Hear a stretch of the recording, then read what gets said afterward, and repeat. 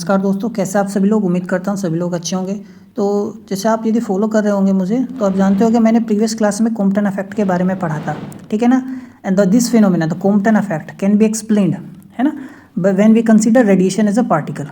जब हम रेडिएशन को क्या कंसीडर करेंगे, पार्टिकल नेचर। समझ में आया, किसको, रेडिएशन को। तो ये चीज़ मैंने आपको पढ़ाई थी, या लाइट को पार्टिकल नेचर। आज हम पढ़ेंगे पेयर प्रोडक्शन के बारे में।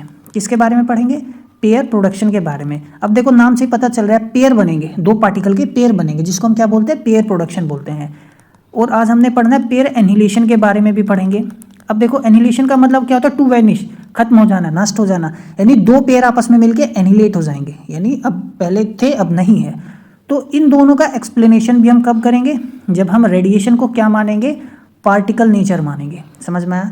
तो in the last class we studied the Compton effect which can be explain by considering radiation as a particle nature. समझ में आया। And today we will study pair production and pair annihilation when radiation can be considered as particle nature. समझ में आई बात। तो pair production और pair annihilation में भी कुछ सब टॉपिक्स हैं जो मुझे आपको बताने हैं। तो जो पढ़ाना है मैं आपको एक क्विक रिव्यू दे देता हूँ, ठीक है। तो सबसे पहले आज हम इंट्रोडक्शन के बारे में पढ़ेंगे, फिर हम जनरल डेफिनेशन क्या होती है पेयर प्रोडक्शन की, पहले इंट्रोडक्शन दूंगा, फिर जनरल डेफिनेशन क्या है पेयर प्रोडक्शन की, फिर हम एक्सप्लेनेशन देखेंगे कि पेयर प्रोडक्शन होता क्यों है, क्या कारण है, फिर हम पेयर प्रोडक्शन में एनर्जी कंजर्वेशन के बारे में पढ़ेंगे। समझ में आया। फिर हम पेयर प्रोडक्शन पढ़ेंगे कि हैवी न्यूक्लियस के अब्सेंस में क्यों नहीं होता, ठीक है ना। समझ में आई बात। फिर हम मिनिमम एनर्जी, मतलब कितना मिनिमम एनर्जी चाहिए कि ताकि दो पार्टिकल बन सके, यानी पेयर का प्रोडक्शन हो सके। और पेयर एनिहिलेशन, दो पार्टिकल आपस में मिलकर नष्ट हो जाएंगे और कुछ एनर्जी मिलेगी। तो पेयर एनिहिलेशन क्या होता है, उसमें भी पेयर एनिहिलेशन में anti particle pair annihilation, positronium formation, क्यों दो फोटोन रिक्वायर होते हैं पेयर एनिहिलेशन में, energy conservation in pair annihilation. तो ये सारी चीज़ें हमें पढ़नी है। समझ में आई बात। तो ज़्यादा समय नहीं लेंगे, बहुत ईजी टॉपिक है, आसानी से कवर हो जाएगा। तो मैं आपको बता दूं, तो यदि आप बुक के लिए मुझसे पूछो तो जेटली का बुक है, ठीक है ना, मैं उसी से कवर करा रहा हूँ। आप देख सकते हैं, कुछ मैंने एडिशन अपनी तरफ से किया ताकि चीज़ों को सिंप्लीफाई किया जा सके, तो आप उससे पढ़ सकते हैं, ठीक है।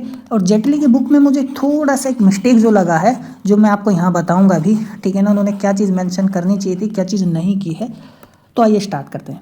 तो देखो वैसे बेसिकली ना पेयर प्रोडक्शन होता क्या है, जैसे दो पेयर का बनना, वो क्या हो गया पेयर प्रोडक्शन। अरे यहाँ पे फिजिक्स में हम बात करते हैं पार्टिकल का बनना। तो स्पेसिफिकली यदि पेयर प्रोडक्शन की बात की जाए तो फोटोन से, फोटोन क्या एनर्जी पैकेट्स है, तो फोटोन से क्या बनेगा, एक इलेक्ट्रॉन बनेगा और एक क्या बनेगा, पॉजिट्रॉन बनेगा। कब बनेगा, when they are near nucleus. समझ में आई बात। तो आप देख सकते हो ये सिंपल न्यूक्लियर इक्वेशन हो गई। तो ये हमारे पास क्या है, एक फोटोन है, फोटोन से क्या बना, एक इलेक्ट्रॉन बना और एक हमारे पास पॉजिट्रॉन बना। इसी को ही हम बोलते हैं पेयर प्रोडक्शन। क्या बोलते हैं, पेयर प्रोडक्शन। अब ये होता क्या है पेयर प्रोडक्शन, किस कारण से होता है, सारी चीज़ें हमें पढ़नी है, ठीक है। लेकिन पेयर प्रोडक्शन से पहले मैं आपको बता दूं, सबसे पहले ना देखो इलेक्ट्रॉन के बारे में तो हम जानते ही हैं, ये क्या है, पॉजिट्रॉन है। अब इस पॉजिट्रॉन के बारे में समझ लो पहले, इस पूरी चीज़ को समझने से पहले। तो देखो ना, जो रिलेटिविस्टिक क्वांटम मैकेनिक्स है, तो डिरैक ने ना रिलेटिविस्टिक क्वांटम मैकेनिक्स थ्योरी जब पहले फॉरवर्ड की थी, पुट की थी उन्होंने, तो उन्होंने ना इसको ना प्रिडिक्ट कर लिया था, पार्टिकल को, पॉजिट्रॉन को। समझ में आया। उन्होंने कहा एक नया पार्टिकल है जिसका उन्होंने क्या नाम दिया, पॉजिट्रॉन। समझ में आया।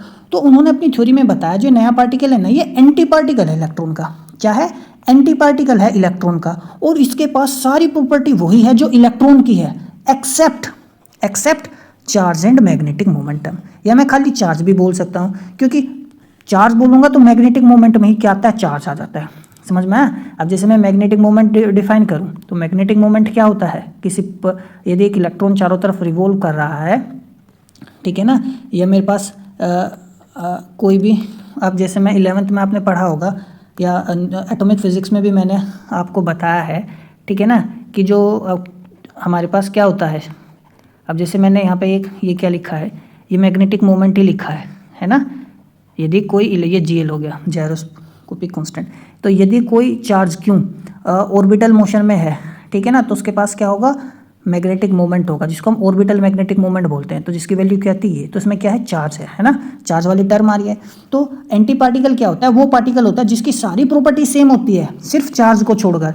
जैसे इन दोनों में सारी प्रॉपर्टी सेम है, लेकिन पॉजिट्रॉन के पास पॉजिटिव चार्ज है, इलेक्ट्रॉन के पास नेगेटिव चार्ज है। तो ये क्या हो गया, एंटी पार्टिकल कह देंगे हम इसको, किसका, इलेक्ट्रॉन का। समझ में आई बात। तो जब चार्ज डिफरेंट है तो देखो मैग्नेटिक मोमेंट तो डिफरेंट हो गई, क्योंकि चार्ज किस में आ रहा है, मैग्नेटिक मोमेंट में। इसी वजह से यहाँ पे मैग्नेटिक मोमेंट भी लिखा हुआ है। समझ में आई ये चीज़ें, ठीक है। आगे चलते हैं। तो यदि आपसे कोई पूछे एंटी पार्टिकल क्या होता है, एंटी पार्टिकल वो पार्टिकल होता है जिसका प्रॉपर्टी पार्टिकल जितना जैसा ही होता है, लेकिन उसका चार्ज और मैग्नेटिक मोमेंट क्या होता है, डिफरेंट होता है। समझ में आया। तो यहाँ पर पॉजिट्रॉन का चार्ज और मैग्नेटिक मोमेंट डिफरेंट है इलेक्ट्रॉन से। तो ये डिरैक ने ना अपनी थ्योरी में पहले ही बता दिया था। 4 साल बाद, 4 years लेटर, किसके, prediction by Dirac's relativistic quantum mechanics. तो डिरैक की जो quantum mechanics relativistic quantum theory थी, उसके 4 साल बाद ना एंडरसन ने 1932 में बताया, किसके बारे में, पॉजिट्रॉन के बारे में। उन्होंने पॉजिट्रॉन खोज लिया। अब उन्होंने खोजा किस में, इसको कॉस्मिक रे में मिला उनको ये। अब ये कॉस्मिक रे क्या है, तो देखो मैं आपको बता देता हूँ। तो देखो ये हमारे पास क्या हो गई, हमारी अर्थ हो गई, है ना, और अर्थ के चारों तरफ हमारे क्या है, ये एटमॉस्फेयर। तो देखो ब्रह्मांड से बाहर से ना जो यूनिवर्स से रेज आती हैं, सन से या उधर से, तो उनको हम क्या बोलते हैं, कॉस्मिक रेज बोलते हैं, ठीक है ना। तो इस कॉस्मिक रे की जब स्टडी की एंडरसन ने 1932 में, तो उस कॉस्मिक रे में मिला क्या, पॉजिट्रॉन। समझ में आया। उन्होंने देखा इसको भी तो सारी वही प्रॉपर्टीज है जो डिरैक ने प्रिडिक्ट की थी। तो डिरैक थ्योरी उन्होंने थ्योरेटिकल बताया, एंडरसन ने एक्सपेरिमेंटली प्रूफ कर दिया। समझ में आया। तो इसका 1932 में हमें पॉजिट्रॉन के बारे में पता चला, और ये क्या है, एंटी पार्टिकल है, किसका, इलेक्ट्रॉन का। समझ में आ गई बात, ठीक है ना। तो इस तरीके से हम पेयर प्रोडक्शन के बारे में अब पढ़ेंगे। तो पेयर प्रोडक्शन में क्या होता है, फोटोन से, फोटोन क्या है, एनर्जी पैकेट है। क्या मिलता है, एक प्रोटॉन मिलता है, वो एक इलेक्ट्रॉन मिलता है, और एक क्या मिलता है हमें, पॉजिट्रॉन, ठीक है। लेकिन जनरल डेफिनेशन देखो क्या है, पेयर प्रोडक्शन की जनरल डेफिनेशन ये है कि क्रिएशन होगा, किसका, पेयर प्रोडक्शन हो रहा, प्रोडक्शन में क्रिएशन तो होता है एक पार्टिकल, सब एटॉमिक पार्टिकल का क्रिएशन होगा, और एंटी पार्टिकल का, किसका, पार्टिकल का और एक एंटी पार्टिकल का। समझ में आई बात, किससे, न्यूट्रल बोजोन से। तो मैं आपको बता दूं, बोजोन्स वो पार्टिकल्स होते हैं जिनका मैग्नेटिक मोमेंट क्या होता है, हाफ इंटीग्रल नहीं, इंटीग्रल होता है। क्या होता है, इंटीजर की फॉर्म में होता है, ठीक है ना। और हाफ इंटीग्रल जिनका होता है, हाफ इंटीजर जिनका होता है, उसको हम क्या बोलते हैं, फर्मियोन्स। जैसे इलेक्ट्रॉन क्या है, एक फर्मियोन है। समझ में आई बात, ठीक है। बोसोन्स क्या, कौन से पार्टिकल्स होते हैं जिनका हाफ इंटीजर, वो सॉरी इंटीजर की फॉर्म में होता है, जैसे 2, 3, 4। समझ में आई बात, मैग्नेटिक मोमेंट। तो समझ उम्मीद करता हूँ समझ में आएंगे। यदि नहीं समझ में आए तो आप मुझे कमेंट बॉक्स में बताओ, ठीक है। ये वैसे हम बोसोन्स और फर्मियोन्स के बारे में डिटेल में पढ़ेंगे पार्टिकल फिजिक्स में। तो पेयर प्रोडक्शन सिंपल है कि पेयर प्रोडक्शन में क्या होता है, एक न्यूट्रल बोसोन होता है। जैसे फोटोन क्या है, फोटोन भी बोसोन ही है। न्यूट्रल बोसोन से हमें क्या मिलेगा, एक पार्टिकल मिलेगा और एक एंटी पार्टिकल मिलेगा। ये जनरल डेफिनेशन है किस चीज़ का, पेयर प्रोडक्शन का, ठीक है। कुछ एग्जांपल्स पेयर प्रोडक्शन के जैसे यहाँ पर है, electron and positron, muon and anti muon, proton and anti proton. तो ये 3 एग्जाम्पल हैं, ठीक है।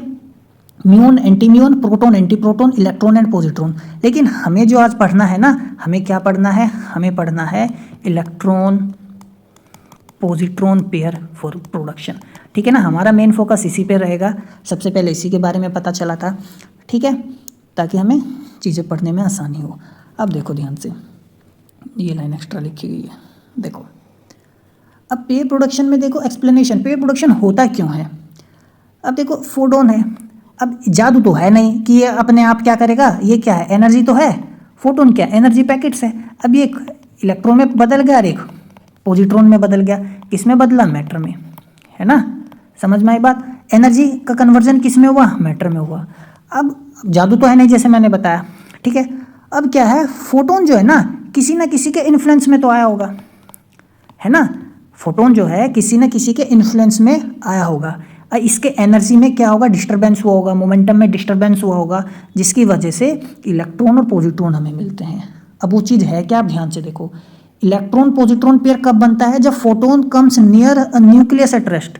जब न्यूक्लियस जो है ना, न्यूक्लियस रेस्ट में होता है, ठीक है। अब रेस्ट में कहने का मतलब देखो, ये कहता है हमने कोई मटेरियल ले लिया, अब हमने उसमें फोटोन की बमबारी कर दी, तो जो आउटर इलेक्ट्रॉन्स हैं, फोटोन्स उनसे भी इंटरेक्शन करेगा, जो इनर इलेक्ट्रॉन्स है उनसे भी इंटरेक्शन करेगा, और जो न्यूक्लियस है इनसे भी इंटरेक्शन करेगा। समझ में आई बात।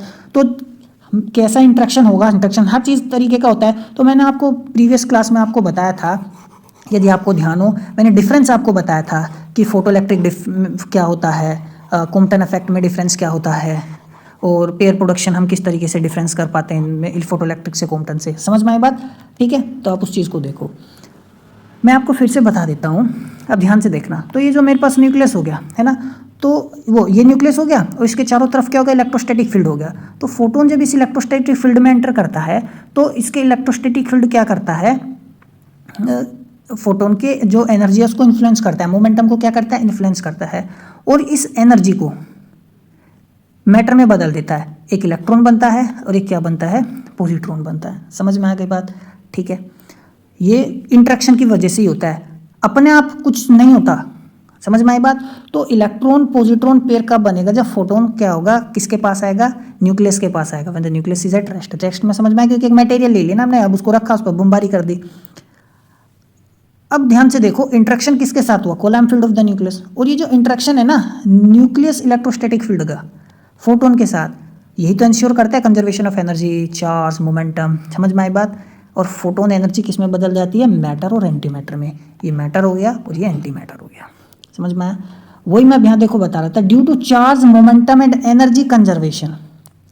अब फोटोन में कब को फोटोन मूव कर रहा है, उसके पास मोमेंटम है, एनर्जी है, ठीक है ना। अब यदि किसी ना किसी के इन्फ्लुएंस में आएगा तो उसमें चेंज आएगा, चेंज आएगा तो कुछ चीज़ में बदलेगा, तो इनिशियल मोमेंटम फाइनल मोमेंटम में कंजर्व होगा। तो जब चार्ज, मोमेंटम, एनर्जी कंजर्वेशन की वजह से ही ना पेयर प्रोडक्शन एम्प्टी स्पेस में नहीं हो सकता, क्योंकि कुछ ना कुछ तो चाहिए ना इन्फ्लुएंस करने के लिए, इसके एनर्जी मोमेंटम को इन्फ्लुएंस करने के लिए कुछ ना कुछ चाहिए ताकि वो बदल सके।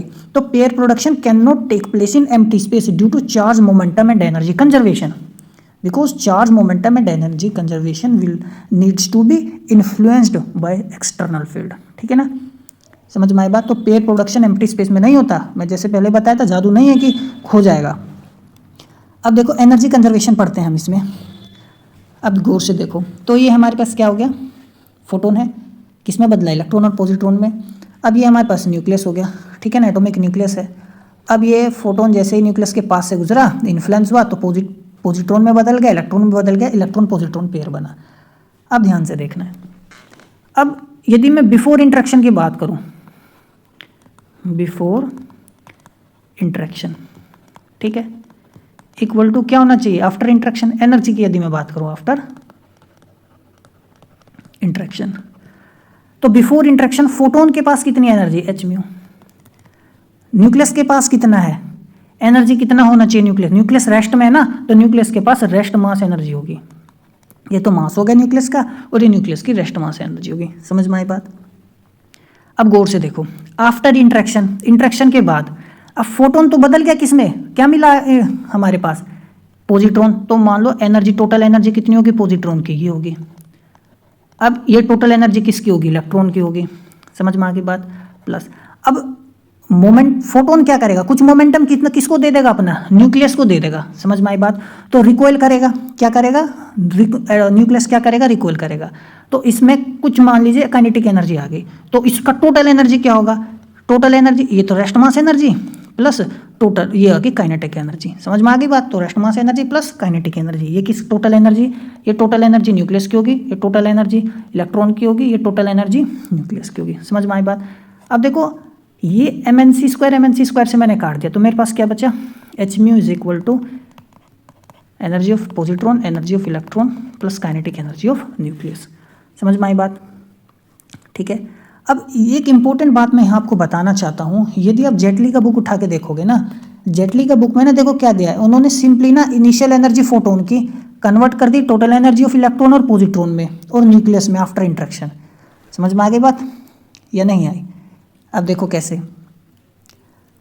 उन्होंने सिंपली देखो ये लिखा, ये उन्होंने इनिशियल एनर्जी फोटोन की बता दी, लेकिन इनिशियल एनर्जी न्यूक्लियस की लिखी नहीं है, जो कि लिखनी चाहिए थी, जो कि मैंने अभी आपको यहाँ पे बताई है।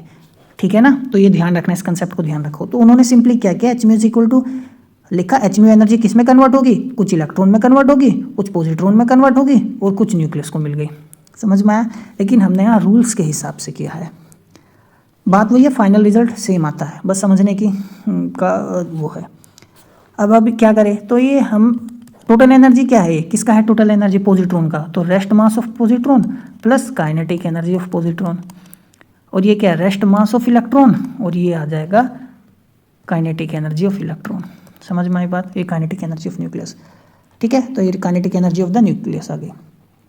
अब जो हमारा देखो जो न्यूक्लियस है ना वो काफ़ी हैवी होता है। देखो इन दोनों को मैं जोड़ को क्या लिख लूँगा, 2mec², ये इधर आ गया, kinetic energy of electron, kinetic energy of proton. Nucleus क्या होता है, बहुत ज़्यादा हैवी होता है, बहुत ही ज़्यादा हैवी होता है। तो हम मान के चलते हैं उसको मोमेंटम तो देगा, लेकिन वो इसमें इनफ काइनेटिक एनर्जी नहीं होगा न्यूक्लियस में, वो जैसा था वो वैसा ही रहेगा वहीं पे। तो इलेक्ट्रॉन और पॉजिट्रॉन में तो बदल जाएगा, लेकिन काइनेटिक एनर्जी जो होगा ना न्यूक्लियस का वो बहुत कम होगा आफ्टर इंटरेक्शन, जिसको हम क्या कर देख के ऑलमोस्ट जीरो मान लेते हैं, ठीक है ना।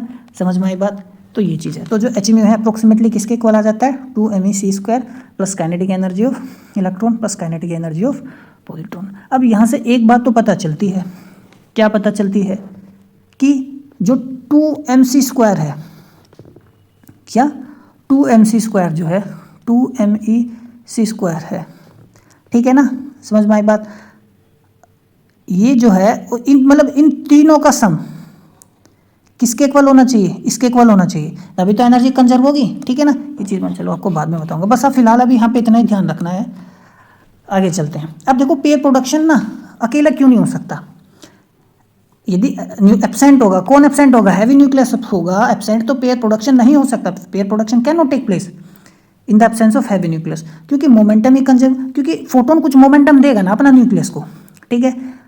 तो एनर्जी भी कंजर्व होगी, मोमेंटम भी कंजर्व होगा। यदि हैवी न्यूक्लियस ही नहीं है, हैवी न्यूक्लियस नहीं है तो no electrostatic field, no electrostatic field, कोई इलेक्ट्रोस्टैटिक फील्ड नहीं होगा, इन्फ्लुएंस नहीं होगा, पेयर प्रोडक्शन ही नहीं होगा। तो हैवी न्यूक्लियस होना चाहिए पेयर प्रोडक्शन के लिए। तो momentum conservation do not allow या does not allow linear momentum and energy conservation in the absence of heavy nucleus. Scientific भाषा में हम ऐसे लिख सकते हैं, ठीक है।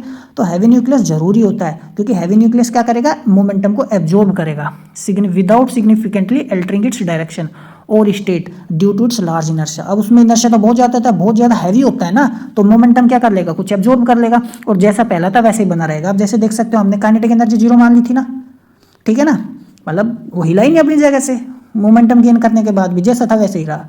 समझ में आया, तो वही चीज़ कह रहा हूँ यहाँ पे। लेकिन अब इसी चीज़ को ना मैथमेटिकली देखते हैं कि why pair production can not take place in the absence of heavy nucleus.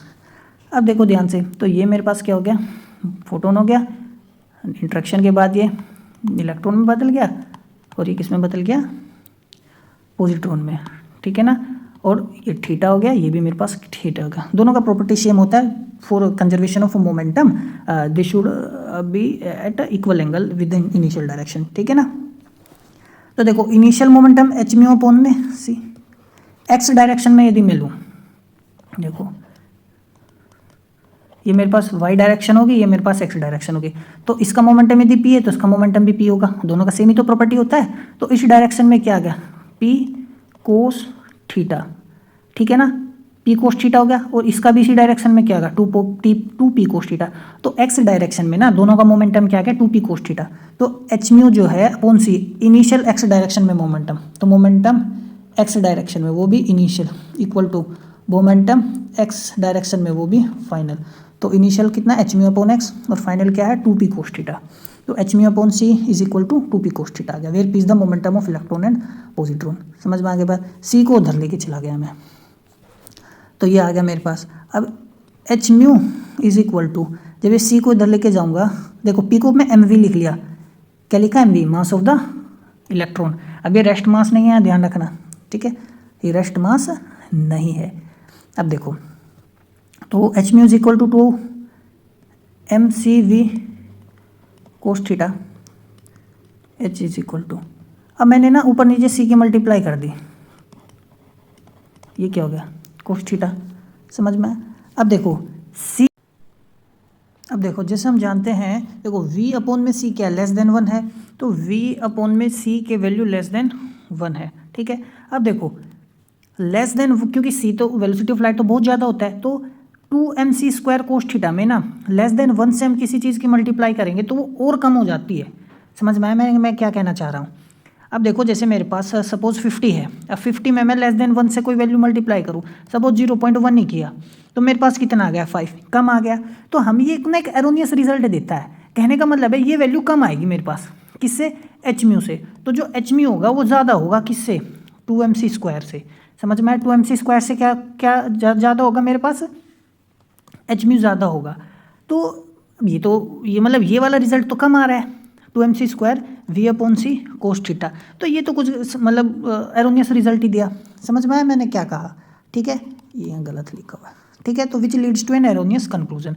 तो अब ये कम एनर्जी आ रहा है, तो कंजर्व कब होगा, यदि यहाँ कुछ और ऐड होके इसके बराबर हो जाए एच म्यू के, एच म्यू ज़्यादा आ रहा है तो यानी 2mc² v/c cos theta plus में कुछ हो जाए यहाँ पे, तभी तो बैलेंस कर पाएगा। यदि ये कम आ रहा है तो यहाँ पे कुछ ऐड ऑन होना चाहिए ताकि क्या कर सके, बैलेंस कर सके। एक्चुअली में ये एरर इसलिए ये एरर जो है ये एरर इसीलिए आ रहा है क्योंकि हमने क्या नहीं कंसीडर किया, हमने ना न्यूक्लियस को ये नहीं कंसीडर किया कि कुछ मोमेंटम न्यूक्लियस को भी इम्पार्ट किया था। समझ में आई बात। तो in the presence of heavy nucleus, देखो हमने यहाँ पे न्यूक्लियस को क्या रखा, एब्सेंट रखा, न्यूक्लियस को क्या रखा, एब्सेंट रखा। लेकिन अब हम न्यूक्लियस को प्रेजेंट करेंगे, यानी न्यूक्लियस को कंसीडर करेंगे। तो यदि न्यूक्लियस लेंगे तो कुछ मोमेंटम किसको इम्पार्ट हो जाएगा, न्यूक्लियस को। अब यहाँ ध्यान से देखना, तो इनिशियली देखो क्या है, एच म्यू अपॉन में सी है मोमेंटम, ठीक है ना, और ये मेरे पास क्या हो गया, पॉजिट्रॉन, और ये क्या हो गया, इलेक्ट्रॉन। तो इनिशियल मोमेंटम कितना है फोटोन के पास, एच म्यू अपॉन सी। न्यूक्लियस रेस्ट में तो मोमेंटम क्या हो जाएगा उसका, 0, ठीक है। तो एक्स डायरेक्शन में जब मैं मोमेंटम लूँगा तो ये थीटा, ये थीटा। अब ध्यान से देखना, तो इसका भी मोमेंटम p, इसका भी मोमेंटम p, तो एक्स डायरेक्शन में 2p cos थीटा आ गया। समझ में आया मैं क्या कहना चाह रहा हूँ। तो ये तो पॉजिट्रॉन और इलेक्ट्रॉन का हो गया। और न्यूक्लियस कुछ मोमेंटम किसने इंपार्ट कर दिया, कुछ एनर्जी न्यूक्लियस को इंपार्ट कर दी, तो इंट्रैक्शन के बाद न्यूक्लियस का भी मोमेंटम होगा कुछ, तो वो हमने क्या कंसीडर कर लिया, p डैश, क्योंकि हमने अब न्यूक्लियस को कंसीडर किया in the presence of heavy nucleus. पहले हमने न्यूक्लियस को एब्सेंट रखा, तो जब न्यूक्लियस नहीं था एरोनियस कंक्लूजन आ रहा है ना, कुछ मतलब गड़बड़ लग रहा है कुछ ना कुछ, तो हम लोगों को समझ में आई बात, ठीक है। तो p डैश मोमेंटम हो गया न्यूक्लियस का, एच म्यू अपॉन सी, p को क्या लिखा, mv लिखा cos theta plus p dash. अब देखो mc इसको, अब ये सीधा इधर ऊपर ले गया मैं, तो मेरे पास देखो h mu is equal to 2mv/c cos theta plus के p डैश c, या मैं h mu is equal to 2mc², ये v अपॉन में c कर दिया, mc² की फॉर्म में इसलिए लिखा क्योंकि एनर्जी तो होता है ना mc², ठीक है, cos थीटा प्लस के p डैश। अब देखो यदि कुछ आ रहा है तो इसमें कुछ ऐड ऑन हो रहा है ताकि ये दोनों को क्या कर सके, ये दोनों को वैल्यू जोड़ के क्या कर सके, इक्वल आ सके। तो this resolves any contradiction by allowing heavy nucleus to absorb extra momentum making pair production possible. समझ में आई बात। तो ये चीज़ है। तो अब ये समझ, मैंने मैथमेटिकली बताया कि हैवी न्यूक्लियस जो है प्रेजेंट होना चाहिए। समझ में आ गई बात, ठीक है। आगे चलते हैं। अब हमें पढ़ना है minimum energy for pair production. तो कितना मिनिमम एनर्जी चाहिए पेयर प्रोडक्शन के लिए। अब देखो यदि आपको ध्यान हो, ऊपर हमने क्या, हमारे पास क्या मिला था जब मैंने आपको सारी चीज़ें कंसीडर हमने की थी, तो h mu is equal to 2mc², ये रेस्ट मास है, और ये काइनेटिक एनर्जी ऑफ क्या है, काइनेटिक एनर्जी ऑफ पॉजिट्रॉन और काइनेटिक एनर्जी ऑफ इलेक्ट्रॉन। समझ में आया। तो मिनिमम एनर्जी कितना चाहिए, यदि सारा एनर्जी को मतलब काइनेटिक एनर्जी ऑलमोस्ट क्या हो जाए, 0 हो जाए, इलेक्ट्रॉन का और पॉजिट्रॉन का। समझ में आया, ठीक है ना। और रेस्ट मास एनर्जी मतलब जनरेट हो जाए, पॉजिट्रॉन भी जनरेट हो गया, इलेक्ट्रॉन भी जनरेट हो गया, लेकिन वो मोशन नहीं करे, मतलब उनमें कुछ काइनेटिक एनर्जी नहीं है, जनरेट तो हो गए। तो यानी मिनिमम एनर्जी कह रहा कितना चाहिए, मैक्सिमम तो हम कितना ही दे लें, जितना मैक्सिमम एनर्जी देंगे वो उसमें किस में नजर आएगी, उसकी काइनेटिक एनर्जी में नजर आएगी। तो मिनिमम में कब होगा, जब हम करेंगे भाई पेयर प्रोडक्शन तो होगा, मिनिमम एनर्जी से पेयर प्रोडक्शन हो गया, लेकिन उनमें कुछ काइनेटिक एनर्जी नहीं है, लेकिन पेयर प्रोडक्शन हो गया, तो काइनेटिक एनर्जी दोनों की 0 मान लेंगे। तो मिनिमम एनर्जी कितना चाहिए, 2mec²। तो जो मिनिमम एनर्जी है required for pair production is the energy needed to just create rest mass of electron and positron. समझ में आ गई बात। बोथ रेस्ट, दोनों क्या होने चाहिए, रेस्ट में, क्योंकि दोनों का काइनेटिक एनर्जी क्या मान लिया मैंने, 0। तो ये हमारे पास क्या होगी, मिनिमम एनर्जी होगी, ठीक है। और जो रेस्ट मास एनर्जी होती है इलेक्ट्रॉन का वो 0.511 मेगा इलेक्ट्रॉन वोल्ट होती है, या मैं कह सकता हूँ 1.02 मेगा इलेक्ट्रॉन वोल्ट। तो ये आपको ध्यान रखना है, ये एग्जाम में डायरेक्ट पूछता है। तो मिनिमम कितना एनर्जी चाहिए, 1.02 मेगा इलेक्ट्रॉन वोल्ट एनर्जी चाहिए, ठीक है, या इससे ज़्यादा चाहिए। तो एक फोटोन के पास कम से कम इतना एनर्जी होना चाहिए ताकि वो एक इलेक्ट्रॉन पॉजिट्रॉन पेयर बना सके, ठीक है ना। यदि इससे नीचे है तो पेयर प्रोडक्शन नहीं होगा। अब इतना तो ये तो एनर्जी हो गया, इतना एनर्जी चाहिए, तो इस एनर्जी के कोरस्पोंडिंग फ्रीक्वेंसी क्या है, इस एनर्जी के कोरस्पोंडिंग वेवलेंथ क्या हम यहाँ से निकाल सकते हैं। फ्रीक्वेंसी कैसे निकलेगी, 1.02 मेगा इलेक्ट्रॉन वोल्ट है और ये नीचे क्या आ जाएगा, प्लैंक्स कांस्टेंट। इसको सोल्व कर लेंगे तो मेरे पास फ्रीक्वेंसी आ जाएगी। म्यू क्या होता है, C अपॉन में लैम्डा होता है, तो ये हम यहाँ से इसको सोल्व करके क्या निकाल लेंगे, वेवलेंथ निकाल लेंगे। समझ में आई बात। जैसे मैंने यहाँ पे देखो मिनिमम एनर्जी एच में होता है 2mc², लैम्डा की value C upon mu, mu यहाँ से हमने निकाला, मैं जैसे अभी ये वैल्यू वगैरह रख के हम इसको सोल्व कर सकते हैं, तो मैं इसको सोल्व नहीं करूँगा, डायरेक्ट मैंने आपको बता दिया है। तो फ्रीक्वेंसी कितना चाहिए, मिनिमम ये हो गई, और मैक्सिमम वेवलेंथ मेरे पास ये आ गई, ठीक है ना। तो यानी मैं कह सकता हूँ कि फॉर अ फोटोन जिसका एनर्जी 1.02 मेगा इलेक्ट्रॉन वोल्ट होना चाहिए, और इस एनर्जी के कोरस्पोंडिंग कितनी फ्रीक्वेंसी उस फोटोन में, इतना फ्रीक्वेंसी होना चाहिए, और वेवलेंथ होना चाहिए 1.2 × 10⁻⁻12 मीटर। समझ में आई बात। तो ये कुछ चीज़ें हैं जो आपको ध्यान रखनी है। बात करते हैं मीडियम पेयर एनिहिलेशन की। तो देखो पेयर एनिहिलेशन में क्या होता है, पेयर एनिहिलेट होना यानी टू वैनिश होना। तो pair annihilation is the process in which a particle and its corresponding antiparticle leading to the mutual destruction and release of energy in the form of photons.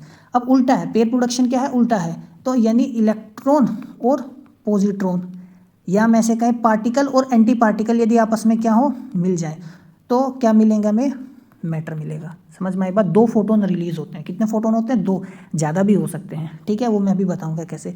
तो हमने देखो pair production में क्या पढ़ा था, तो पेयर प्रोडक्शन में हम जानते हैं एनर्जी से, ठीक है ना, क्या मिले थे हमें, पार्टिकल्स मिले थे, ठीक है ना। अब यदि हम मैटर, या मैं कह सकता हूँ मैटर मिला है या मास, अब यदि मैटर से हमें क्या मिले, एनर्जी मिले, ठीक है ना, यही क्या होता है, पेयर एनिहिलेशन होता है।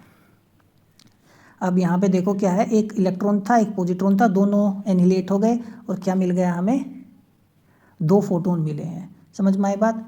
अब इसी को हम आगे पढ़ते हैं क्या और क्या नहीं है। अब देखो हम सभी जानते हैं कि टोटल एनर्जी कितने का, पेयर एनिहिलेशन में टोटल एनर्जी जो होगी इलेक्ट्रॉन कंजर्व होना चाहिए, तभी कोई भी प्रोसेस कब होता है, जब मोमेंटम कंजर्व होगा, एनर्जी कंजर्व होगा फिजिक्स में। तो जो कंबाइंड रेस्ट मास एनर्जी है ना इलेक्ट्रॉन और पॉजिट्रॉन का, ठीक है ना, वो कन्वर्ट हो जाएगा किस में, फोटोन्स में। तो इन दोनों का एनर्जी किस में कन्वर्ट हो गया, फोटोन्स में। अब जैसे ऊपर मैंने पढ़ा था मिनिमम कितना एनर्जी चाहिए, तो 1.02 मेगा इलेक्ट्रॉन वोल्ट एनर्जी चाहिए होता, तो डिस्ट्रक्शन में इतना निकलेगा भी फिर। समझ में आया मैंने क्या कहा, बनाने के लिए इतना एनर्जी चाहिए, तो डिस्ट्रक्शन में भी इतना एनर्जी ही निकलेगा। अब यहाँ पे 2 फोटोन है, तो एक फोटोन का कितना एनर्जी होना चाहिए, 0.11 मेगा इलेक्ट्रॉन वोल्ट। समझ में आया। दोनों का जोड़ देंगे, मतलब इसमें 2 की मल्टीप्लाई करेंगे ना, क्योंकि 2 फोटोन है, तो जो एक फोटोन होता है ना, ठीक है ना, has an energy equal to the rest mass energy of either particle MEC², और 2 फोटोन निकले हैं, तो टोटल एनर्जी हमारे पास क्या हो जाएगी, 1.02 मेगा इलेक्ट्रॉन वोल्ट।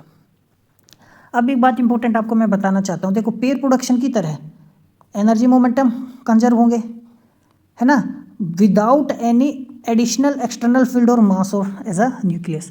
कहने का मतलब ये है पेयर प्रोडक्शन में तो बाहर से हमें क्या चाहिए होता है, न्यूक्लियस चाहिए होता है, इलेक्ट्रोस्टैटिक फील्ड चाहिए होता है पेयर प्रोडक्शन में, लेकिन पेयर एनिहिलेशन में ऐसा नहीं होता। क्यों, क्योंकि जैसे ही पॉजिट्रॉन बनता है ना, ये तुरंत इलेक्ट्रॉन के साथ कंबाइन होगा और फिर से एनर्जी बन जाएगी, 2 फोटोन या 3 फोटोन। मैं अभी बताऊंगा 3 फोटोन भी कैसे निकलते हैं, 4 फोटोन भी, तो 2 फोटोन अभी मान के चलो ये बन जाता है। इससे ये पता चलता है कि जो पॉजिट्रॉन होता है ना, पॉजिट्रॉन होता है, इसका जो लाइफ टाइम है बहुत ही कम है ना, ये तुरंत बना और तुरंत इलेक्ट्रॉन के साथ कंबाइन होकर एनर्जी में फिर बदल गया, ठीक है।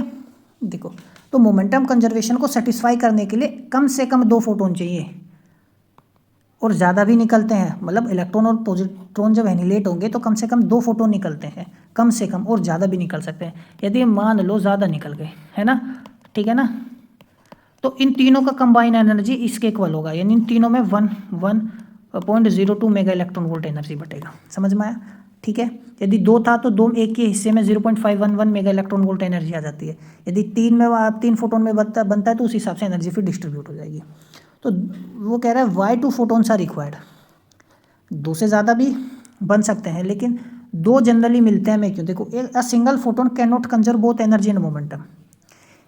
एक सिंगल फोटोन यदि निकलेगा तो उसमें एनर्जी और मोमेंटम कंजर्व नहीं रहते साइमल्टेनियसली। 2 फोटोन इमिट होते हैं तो कंजर्वेशन ऑफ बोथ क्वांटिटीज़ होता है, और हायर एनर्जी केस में या कॉम्प्लेक्स इन्वायरमेंट में 2 फोटोन से ज़्यादा भी निकल सकते हैं। समझ में आई बात मैं क्या कहना चाह रहा हूँ? ठीक है। पॉजिट्रॉन फॉर्मेशन, अब देखो जैसे मैंने बताया अभी, जब क्या फोटोन ने क्या बनाया, एक इलेक्ट्रॉन बनाया, एक पॉजिट्रॉन बनाया, ठीक है। तो पॉजिट्रॉन का लाइफ टाइम ना बहुत कम होता है, तो ये ना क्या करता है, काफ़ी बार उस कम समय में ना अपने आप को सेंटर में ले लेगा और इलेक्ट्रॉन इसके चारों तरफ घूमता है। तो ये तो एक तरीके से एटम बन गया, है ना। और इसी चीज़ को हम बोलते हैं पॉजिट्रोनियम। पॉजिट्रोनियम क्या बोलते हैं? पॉजिट्रोनियम, ठीक है। तो एनिहिलेशन से पहले यानी इलेक्ट्रॉन और पॉजिट्रॉन क्या दे रहा है, 2 फोटोन हमें मिल रहा है। तो कब मिल रहा है? एनिहिलेशन के बाद तो 2 फोटोन मिल रहा है, लेकिन एनिहिलेशन के पहले ना दोनों जब ये कंबाइन होते हैं तो कुछ समय के लिए, वेरी शॉर्ट टाइम, देखो इलेक्ट्रॉन एंड पॉजिट्रॉन में briefly form a quasi stable bound state, जिसको हम पॉजिट्रोनियम बोलते हैं। Positron behave similarly to hydrogen atom, hydrogen atom की तरह बिहेव करता है, क्योंकि उसमें भी एक इलेक्ट्रॉन होता है एक सेल में, इसमें भी एक इलेक्ट्रॉन है आउटर सेल में, और ये बहुत कम समय के लिए बनता है, 10⁻⁻10 सेकेंड, और फिर डिके हो जाता है, हमें फोटोन्स मिल जाते हैं। ठीक है ना, समझ में आई बात। और डिपेंड करता है कि 2 फोटोन मिलेंगे, 3 फोटोन मिलेंगे, वो किस तरीके का पॉजिट्रोनियम बना है, पैरा पॉजिट्रोनियम बना है या ऑर्थो पॉजिट्रोनियम बना है। अभी ये बस आपको ओवरव्यू लेना है, ज़्यादा डिटेल में आप चीज़ें कंफ्यूज कर जाओगे। तो देखो रिलेशन क्या है मास एनर्जी कंजर्वेशन से। तो पेयर प्रोडक्शन में देखो क्या होता है, पेयर प्रोडक्शन में हमें जानते हैं, अब जो क्या डायरेक्ट कंजुगेंसी तो है एनर्जी मास आइंस्टाइन मास एनर्जी का इक्वेशन का, क्या तो एनर्जी कन्वर्ट होती है मास में, वाइस वर्सा। पेयर प्रोडक्शन में भी तो ये होता है, एनर्जी किस में कन्वर्ट होती है, मास में, और पेयर एनिहिलेशन में क्या होता है, मास में, मास किस में कन्वर्ट होता है, एनर्जी में। Anti particles and pair annihilation, देखो ऑल सब एटॉमिक पार्टिकल्स, हर एक सब एटॉमिक पार्टिकल्स का एक एंटी पार्टिकल तो होता ही होता है। जैसे एंटी प्रोटॉन का प्रोटॉन है, पॉजिट्रॉन क्या है, इलेक्ट्रॉन का है, एंटी म्यून है, म्यून का है, समझ में आया। इवन न्यूट्रल पार्टिकल्स का भी क्या होता है, एंटी पार्टिकल्स होता है, जैसे एंटी न्यूट्रॉन का न्यूट्रॉन होता है। तो ये एडिशनल इन्फॉर्मेशन थी जो मैं देना चाहता था, ठीक है ना। तो ध्यान रखना हर एक का अपना क्या होता है, एक एंटी पार्टिकल होता ही है। समझ में आई बात। तो ये था हमारा आज का लेक्चर, तो मिलते हैं अगले लेक्चर में, तब तक पढ़ते रहिए, नमस्कार।